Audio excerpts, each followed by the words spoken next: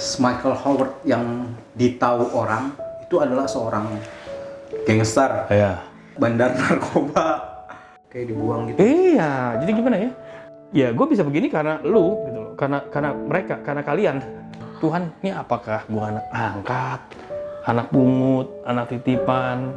Kenapa kok rasanya punya orang tua kayaknya nggak mau ngurus gue gitu? Jadi kalau gue mau ketangkep polisi, ya biar lu tahu gitu loh bahwa gue ya because of you gitu loh.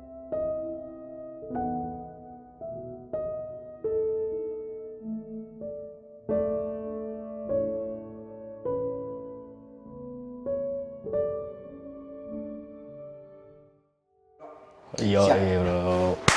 Siap kabar, bro. Baik. Aduh. Berbicara tentang ini bro, apa? Buku lu nih. Kan gue udah banyak dengar di banyak lah ya channel lain, gue baca-baca juga di ada beberapa tabloid lah cerita-cerita tentang lu nih, tentang Michael Howard yang ditahu orang itu adalah seorang gangster, bandar narkoba.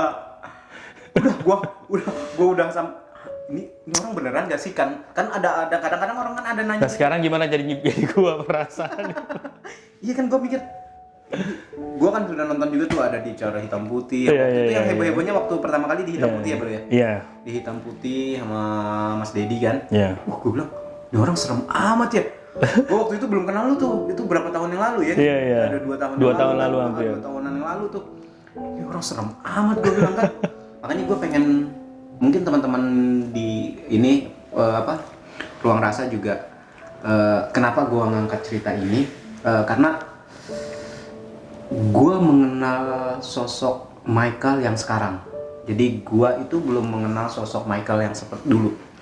Gue melihat sosok Michael yang sekarang yang lebih banyak lebih banyak berbagi, bersosialisasi dengan masyarakat, dan juga jadi sebagai pembicara juga dia. Gue taunya itu dia pembicara di beberapa event. Lu aktif juga di gereja ya bro ya? Aktif di mana-mana gue. Ya aktif juga di mana-mana gitu. Maksud gue, nah yang pengen gue bahas di sini adalah tentang seorang Michael Howard. Apa sih yang dia rasakan seorang Michael Howard seperti dulu, yang sekarang, sampai gue ada di buku ini juga sebenarnya. Cuman simpelnya juga mungkin ada beberapa hal yang mungkin gue akan membahas bukan yang ada tentang di buku ini. Gue lebih ke secara personal sih, pribadi bro ya. Gak apa-apa ya? Gak apa-apa. Gue mungkin juga pengen menginformasikan ke teman-teman siapa sih Michael Howard, apa yang Michael Howard inginkan sekarang bro. Jadi gue pengennya lu seperti apa sih ke depannya, kenapa dia menjalani hidup yang seperti sekarang.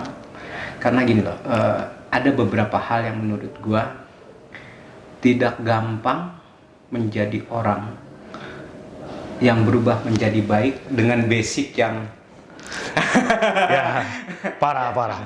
Menurut lu gampang gak sih jadi orang baik bro? Sebenarnya gampang kalau kita sudah baik. Ya, kalau kita udah tidak baik, jadi baiknya ini yang susah. Kan kalau misalnya berbicara tentang baik dan tidak baik itu juga berbicara tentang pendapat orang bro. Nah pendapat orang dulunya lu kan baik, semua orang dulunya baik, kecilnya baik. Setelah itu sempat. Ya itulah. Nah untuk merubah penilaian orang itu tuh bro. Emang sih berat. Kadang-kadang gue masih sampai saat ini pun gue masih ngerasain ya cara pandang orang tentang gue. Memang mereka tahu gue sudah berubah, tapi still I can see it in their eyes, di mata mereka bahwa masih yang mantan narkoba nih, ya gangster, masih minus gitu loh. Jadi ada kata-kata nggak gampang jadi orang baik ya? Emang nggak gampang. Untuk jadi orang baik itu nggak gampang, karena untuk jadi orang jahat menurut gua, kalau mau jahat kan lu bodo amat. Oh gue jahat aja, gue mau nyolong aja, peduli amat punya siapa dan segala macam. Tapi di saat lu mau berbuat baik, lu berhubungan dengan orang lain, dan terkadang pun perbuatan baik kita juga belum tentu dianggap baik ya bro ya. Belum tentu dihargai. Apalagi kalau seperti gue ini, yang sudah tahu latar belakang gue, mau gue berusaha berbuat baik 20 kali juga. Paling cuma 1, 3 ya. Ini bener gak sih ya? Ini bener gak sih ya? Jadi bayangkan betapa sulitnya jadi seorang gue. Oke, balik lagi gua mungkin ada sebagian teman-teman sahabat Ruang Rasa juga mungkin belum mengenal seorang Michael Howard kan. Sebenarnya dia punya buku bro, cuman mungkin nggak semua orang tahu kan, belum baca dan segala macam. Jadi di sini juga gue pengen bertanya tentang asal muasalnya dia.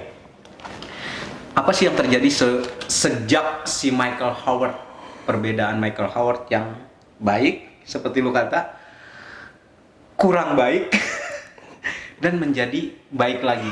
Nah, gue pengen prosesnya itu seperti apa dulu? Dari kecil nih gue dititipin terus nih sama orang tua gue. Lu nggak bareng orang tua? Umur 7 tahun gue taruh di asrama. Asrama maksudnya? Asrama tempat anak-anak ya boy school gitu dah. Boy school. Oke. Tapi ini asrama khusus ya laki-laki. Di kota berbeda lah sama bokap nyokap gue. Ya mereka di Jakarta, gue di Jawa Timur. Jawa Timur. Ya terus di Amerika gue dititipin lagi di tempat teman nyokap. Oke. Berarti lu sekolah di Indonesia sampai umur 10. Umur 10 itu SD dong? SD kelas 5, ya. Jadi udah dari kelas 3 tuh, gue ditaruh di asrama. Kelas 3 SD sampai kelas 5. Berarti 2 tahun? 2 tahun. Oke. Nah, kelas 5 ke Amerika, nggak lama, ya sekitar 3 tahun lah ya, titipin tempat teman nyokap. Temen nyokap, bukan saudara? Bukan saudara.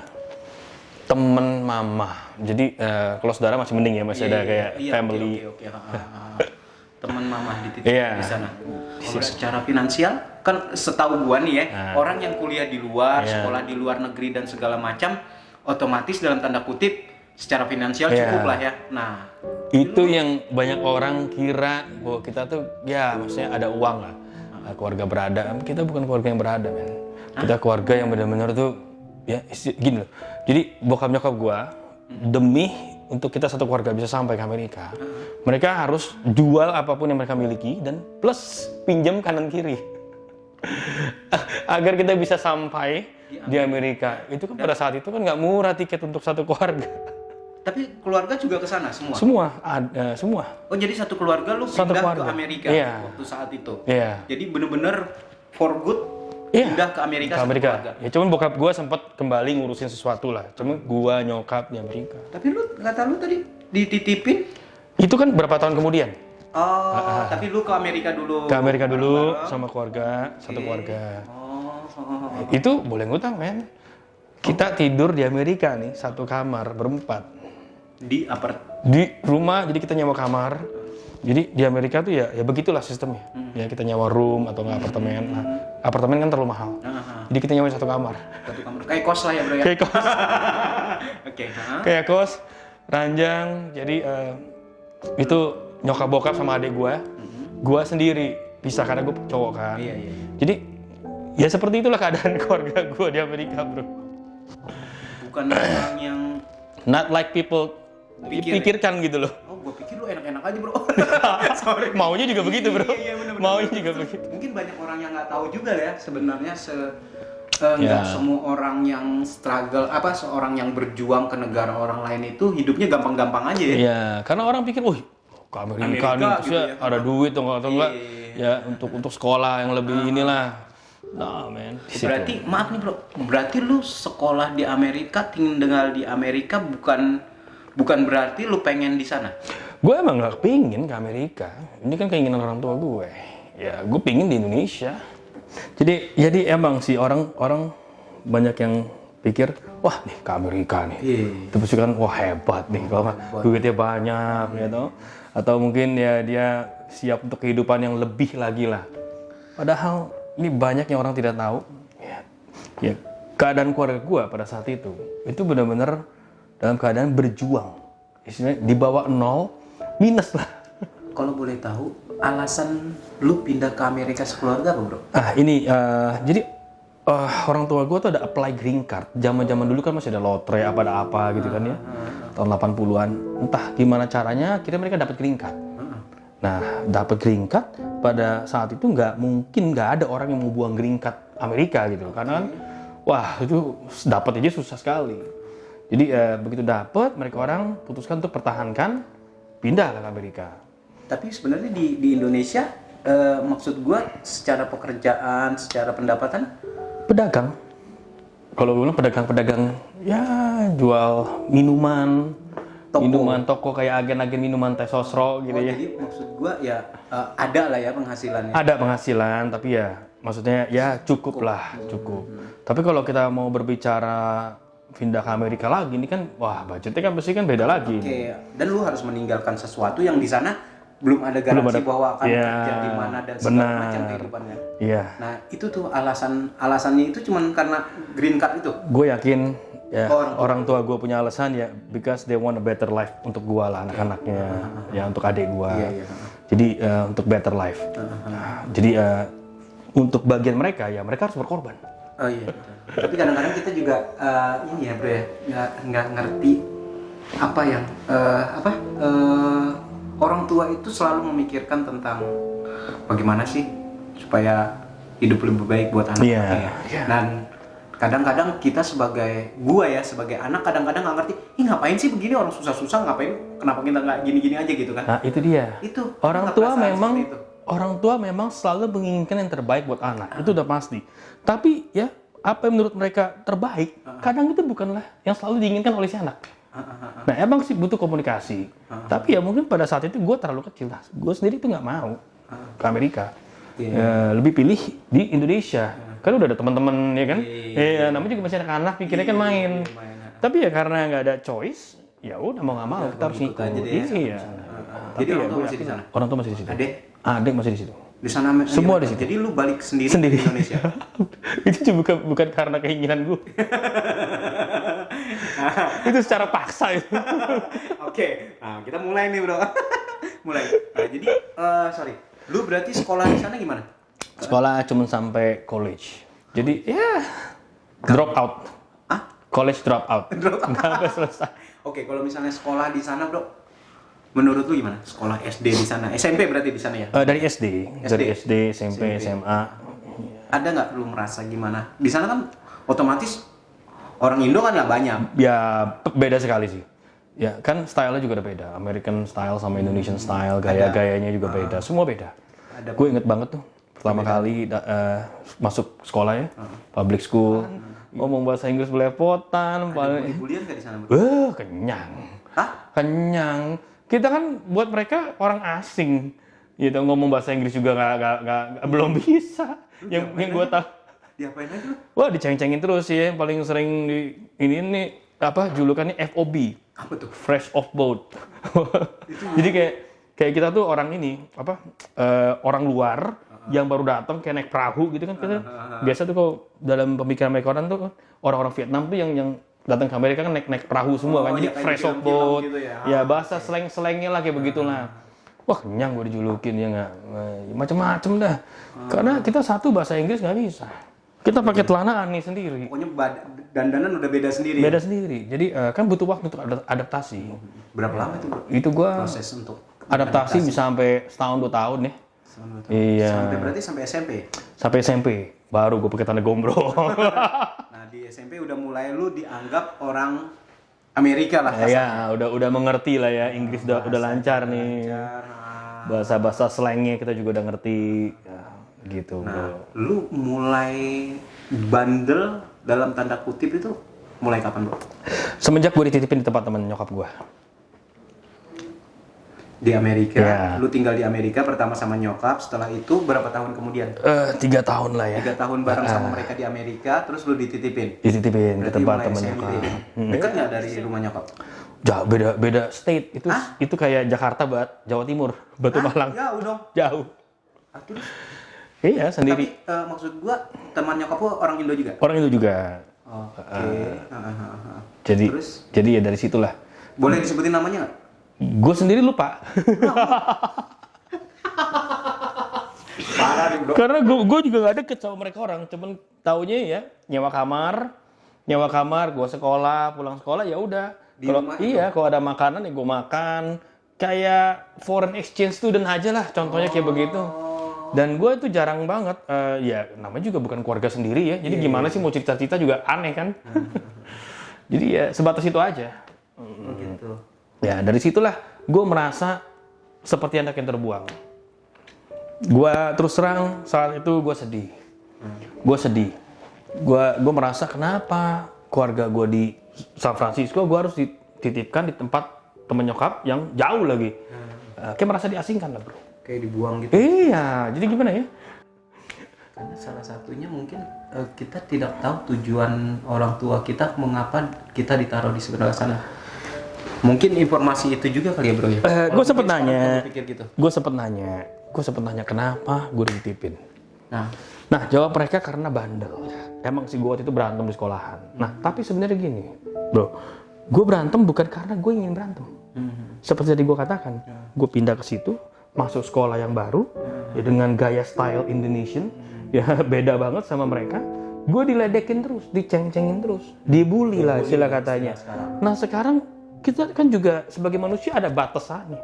Kalau tiap hari, lama-lama kan orang begah juga. Ya akhirnya terpaksa gue berantem. Nah pas gue berantem tangan itu anak patah. Patah juga. Parah sih itu bro. Iya, gue juga nggak nyangka sih. Semestinya dia yang salah, jadi gue yang salah. Karena kan udah cedera. Nah gimana pun juga tetap gue yang dilihat yang salah. Gue yang kena skors. Padahal dia yang mulai, dia ngebully gue. Nah jadi dari situ mungkin mereka orang pikir lah ini sampai kayak begini kan dipindahin lah gue ke kota yang berbeda iya. Untuk tempat yang baru lagi. Sebenarnya bukan karena gue pengen berantem bro, karena ya keadaan gue banyak dibully, akhirnya gue terpaksa berantem untuk prove a point untuk stop supaya mereka jangan bully gue lagi. Ya, tapi malah gue dipindahin ke kota. Tuhan, ini apakah gue anak angkat, anak pungut, anak titipan? Kenapa kok rasanya punya orang tua kayaknya nggak mau ngurus gue gitu? Umur 7 tahun ditaruh di asrama, Batu Malang. Umur 10 dibawa ke Amerika. Ya nggak lama, dititipin lagi di tempat teman nyokap gue. Nah kalau lu jadi gue sekarang gimana bro? Pasti akan merasa, ya pasti banyak pertanyaan lah. Nah, lu mulai merasa berontak itu mulai di situ setelah dititipin yang ke itu ya? Ya, gue bukan berontak sih, mau berontak juga berontak sama siapa ya. Gue mulai mencari jawaban sendiri nih. Gue mulai mencari ya apa yang gue tidak dapatkan dari keluarga gue sendiri, yaitu which is perhatian, kasih, dan gimana ya? Gue juga butuh seorang sosok kan. Kita dalam masa pertumbuhan gitu, kita butuh figur, ya toh. Bokap gak ada, nyokap gak ada. Sekarang figur gue siapa? Gue tuh seperti keluar mencari, bro. Gue mencari sosok yang bisa gue idolakan. Ya, sebenarnya kan seharusnya idola kita sebagai anak-anak kan ya papa kita sendiri ya, orang tua kita sendiri. Tapi karena itu gue nggak ada ya udah gue keluar. Akhirnya gue juga gue masuk geng. Ya, ketua geng gue lah jadi sosok idola. Bro. Gimana tuh bro? Di sekolah mulainya? Mulainya dari sekolah gue kenal teman-teman geng. Karena di Amerika ini banyak geng. Ya, geng itu udah bukan sesuatu yang asing lah. Gang world lah, Amerika tuh dikenal sebagai gang world. Jadi orang-orang seperti gue yang bermasalah, yang sedang mencari, ya itu. Bayangkan Amerika tuh betapa banyaknya orang yang seperti gue yang lost lah pada saat itu. Gitu bro. Jadi ya mulai masuk geng, mencari tuh kekeluargaan. Mencari mencari keluarga. Karena kan motonya geng sendiri, we are family. Gitu sih bro. Nah dari sini kan geng ini kan ya kita tahu lah kegiatan geng. Nggak mungkin ibadah bareng, gitu jadi aneh bro. Jadi pasti semuanya nggak baik. Kenakalan pertama kali lu masih ingat nggak? Apa yang lu lakuin? Kalau pertama kali kenakalan gua itu ngeganja bro. Kalau ngerokok itu hal yang wajar ya, itu mah udah mulai dari sebelum itu ya. Tapi cimeng sih ngeganja. Karena di Amerika tuh kayak ganja gitu hal yang biasa. You can just go. Nah, lu dapet duitnya dari mana bro? Ya pada saat itu kan ya tentu dapat uang jajan. Ada uang jajan ya. Ada dari nyokap. Walaupun nggak terlalu banyak, tapi ya cukup lah untuk beli-beli. Ya seperti sekali-sekali ya ngobrol bareng-bareng gitu. Iya. Lagi pula kita berada di dalam high school ya. Ini SMA. Kalau kita teman-teman kita pada nyimeng, kita nggak nyimeng kan, kita jadi aneh sendiri. Cubu dibilang. Cubu. Jadi ya begitu sih. Oke. Jadi lu intensnya di dunia gangster itu Sampai kapan? Dari itu sampai? Sampai sekarang gue belum pernah keluar. Maksudnya? Gue masih ya member lah. Member mereka. Kayak member dah, member saudara ini aja. Iya kan? Oke, kan itu gangsternya kan lu awal kan high school nih. Iya. Apakah itu tetap di gangster yang sama? Gue masih tetap, cuma gue termasuk golongan yang sudah senior lah. Gue nggak pernah keluar karena itu kalau mau keluar itu, waduh, kita perlu diinisiasi out. Oh iya? Kalau masuknya aja ada inisiasi. Ya, Oh, gitu kita harus berantem, digebukin, kita harus dites, ya, suruh nusuk orang, nembak orang. Oh iya, Gitu. iya. Banyak. Sampai sekarang gitu, Bro. Kalau di Amerika sih begitu ya, ada inisiasinya, kita disuruh ya tes-tesnya. Iyalah, mau nggak mau. Berantem lu tuh. Harus berantem gue. Berantem Lebih sama parahnya tuh nggak? Berantem 5 lawan 1. Hah? Bonyok lah gue. Sampai begitu? Jadi 5 lawan 1 Ya, iya, 5 lawan 1 sama teman-teman geng kita. sama satu kumpulan geng Iya. digebukin. Itu kan dites, diuji Iya. lah, ya nggak? Gebuk. Ya gue sih coba lawan, tapi ya ujung-ujungnya tetap aja kalah. 5 lawan 1, Bro. Abis itu disuruh tes nih, lu hajar kepala orang itu pakai botol, pakai apa? Iya. Si anak-anak yang itu juga. Iya. Gebuk Terus aja. musuh kita punya mobil ya, lu masuk ya mobilnya lu apa macam-macam. Udah arahnya ke kriminal juga ya, Bro ya? Emang kriminal. Yang namanya geng tuh di Amerika nggak ada baik-baik. Ini kita boleh keluar. Itu gue sih sebenarnya nggak berani keluar karena inisiasi keluarnya aja nih kita harus digebukin pakai stick baseball. Anjir. Nggak boleh pukul pala emang peraturannya. Tapi kita pakai stick baseball tulang kaki lu patah juga, Bro. Juga, Bro. Tapi lu dengan sekarang kan kalau menurut gua kan lu sekarang di sini udah berapa tahun di Indonesia? Karena gua nih masuk penjara. Nah, Keadaan ini beda lagi pengertiannya. Kalau lu emang pingin keluar, kan pasti ditanya alasannya apa. Iya. Nah kalau gue kan, karena gue masuk penjara karena deportasi. Jadi keluarga gue aman. Nah kalau misalkan gue pingin keluar gak jelas gitu, menghilang, keluarga gue yang kena. wah, ini gua tayangin nggak apa-apa nih? Gak apa-apa. Tapi emang ini ya most Kenyataannya. rules, geng-geng gitu ya, di Amerika begitu. Serem juga ya, Bro. Serem, Bro. Gangster gitu ya. Ya serem. Jadi gue gak pernah keluar sampai sekarang. Lu di penjara berapa lama? 3 tahun. Anjir, lama, Bro. Di Amerika 3 tahun sebenarnya sih gak terlalu lama. Tuntutannya berapa? Tuntutannya ya 6 tahun di drop ya karena ya pengacara biasa kan ngebantu dikit lah. Jadi 3 tahun. Kasus apa, Bro? Kasus kekerasan sih. Jadi ya yang pertama ini jadi gue 3 kali masuk penjara kan. Hah? 3 kali udah. Pertama, kedua, ketiga Di sana semua tuh? di semua di Amerika. Di Amerika. Jadi semuanya ya kembali lagi kekerasan sih. Ada bukan narkoba ada tapi ini kekerasan yang disebabkan karena dibawa pengaruh narkoba. Oh, Ya, jadi kadang-kadang lu kita kan pakai apa aja, Bro? gue make hampir semua sih, Bro. Semua. Di Amerika kan banyak tuh macam-macam narkoba. Nah, semua makanya. Apa aja tuh? Mau lu black tar kayak heroin. Apa tuh? Oh, heroin. Ya, mau apa? Vicodin lah, pil-pil kan. Oke. Sabu, crack, Crack kokain. Crack itu campuran dari kokain. Orang hitam tuh biasa sering jual tuh sering pakai itu crack kebanyakan. Kayak Puto gitu di sini bukan? Bukan, Puta beda lagi kelasnya heroin. Jadi hampir semua sih ganja, ya ecstasy. Lu bandar. Lu bandar juga. Jadi gue kan jadi bandar nih bukan karena gue emang pengen jadi bandar ya. Karena emang sorry. Terus? Gue jadi bandar bukan sebenarnya bukan tujuan gue ya. Bukan cita-cita gue jadi bandar. Jadi emang sekali lagi kita bermain dengan narkoba. Narkoba kan mahal. Keluarga gue bukan keluarga yang bisa mencukupi Untuk ya beli narkoba. beli barang-barang seperti itulah. Oke. Jadi gue harus cari cara. Salah satu caranya ya jadi bandar. Pikir jadi bandar beli tambah murah ya. Ya tuh pakainya bisa ya lumayan lah anytime. Dan duitnya juga kan lumayan dan bergengsi. Oh, bandar. Iya bergengsi, Bro. Kalau di Amerika tuh gimana ya? Mereka lihat bandar tuh sebuah sosok yang keren lah. Bandar. Dikenal. Gue sih nggak gede. Awal mulanya tuh dari high school ya, SMA. Ya, mulai bandarin Cimeng tuh.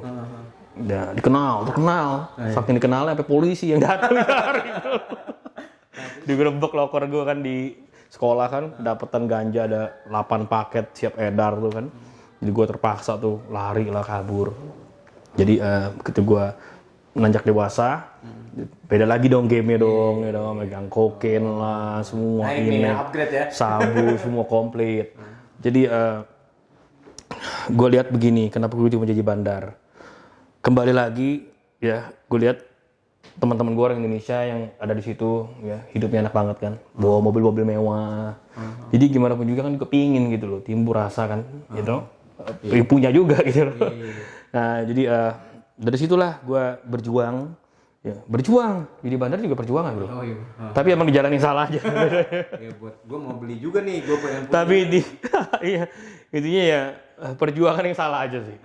Jadi, wah, bandar kan juga banyak musuh, competition. Pasti. Tapi alasan gue tersendiri, kenapa gue mau coba pakai narkoba? Karena sebenarnya itu awal mulanya itu karena gue pengen ngilangin perasaan sedih gue. Ganja kan seperti yang kita dengar, seperti yang kita tahu itu kan buat kita happy, buat kita tertawa, ya kan? Nah dari situ, gue pikir adalah karena perasaan gue waktu itu walaupun bersama dengan teman-teman, tapi ada satu kesedihan yang lu gak bisa kerasa dalam diri lu gitu loh. Gimana sih jauh dari keluarga? Sebenarnya alasan gue itu pertama untuk menghilangkan ya perasaan sedih gue. Jadi pikir happy, pikir ganja, ketawa, hai. Perasaan sedih itu sendiri bro, sebenarnya menurut lu di masa itu ya udah gue ngelakuin gini, gue ngerasa gue dibuang gitu loh. Udah maksudnya dalam artian lu tadi ada statement gue merasa kok kayak gue dikucilkan nih, dibuang nih. Gue nggak tahu tujuan orang tua gue seperti apa ya kan. Kayaknya gue bukan seperti ini segala macam. Jadi sosok apakah lu memang mencari sosok keluarga atau emang lu mencari tempat pelarian? Semuanya. Melarikan diri ceritanya. Pelarian, ya itu perasaan seperti terbuang udah otomatis. Gitu sih. Serem juga ya bro.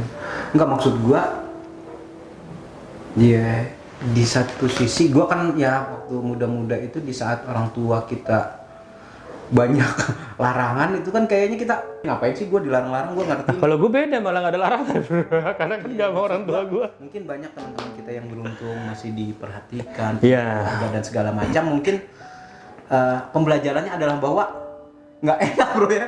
Kalau maksudnya dicuekin sama orang tua itu nggak enak ya. Nah itu dalam dia. artian bukan Gue setuju dicuekin banget. dalam. Gue setuju banget apa kata lo tuh. Karena banyak sekarang yang ini sorry nih. Anak-anak diperhatikan malah ngapain sih? Oh iya benar. Kan maksud gua ada Itu benar banyak yang komplain, Iya. lu terlalu repot nih gini. Bawel lah, rewel lah. Segala macam. Cuman di sisi yang lain gua mendengar cerita lu adalah lu merindukan itu. Itu dia.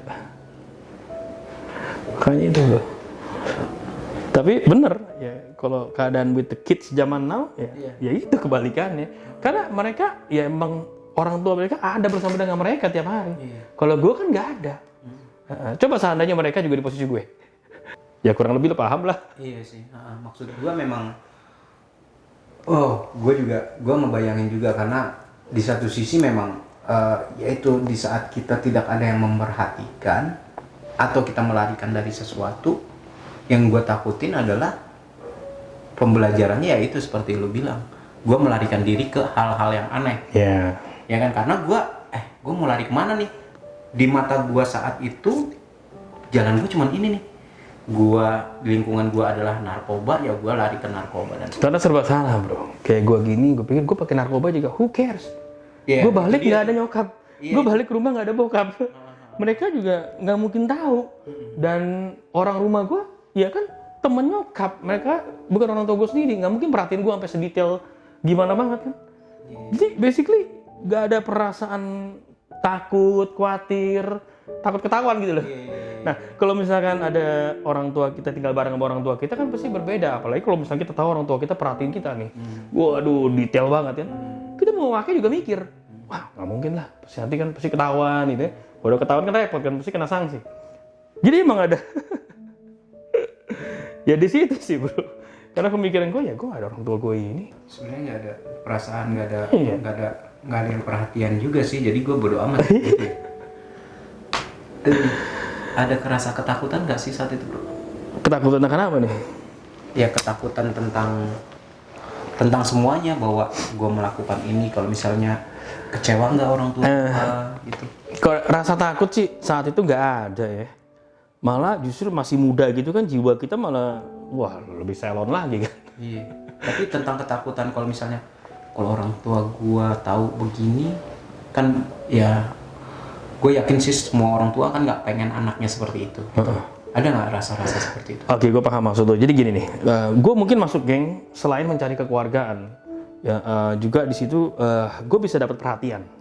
Nah, gue sempat mikir kalau sampai orang tua gue tahu nih gue masuk geng lah, gue berantem, gue narkoban, mungkin di saat itu gue punya pemikiran, oke, probably is to prove a point, untuk supaya lo orang get it, dapat gitu loh bahwa gue nih sebenarnya begini supaya lu bisa perhatiin gue gitu. Supaya lu bisa peduli lebih lagi. Karena gue merasakan itu tidak pedulikan.